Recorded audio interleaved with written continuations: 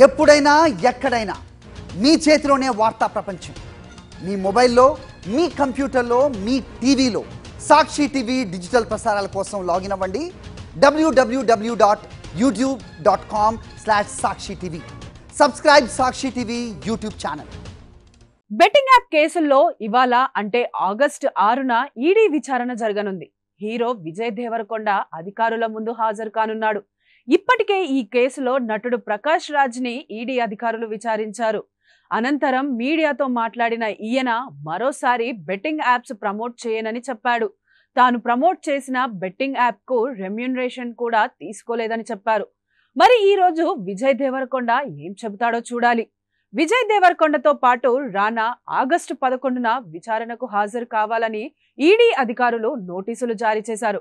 అలాగే మంచు లక్ష్మికి ఆగస్టు 13న విచారణకు రావాలని నోటీసులు పంపించారు.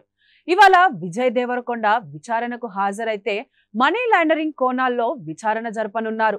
బెట్టింగ్ యాప్స్ నుంచి తీసుకున్న పారితోషికాలు, కమిషన్స్ గురించి ఆరా తీయనున్నారు.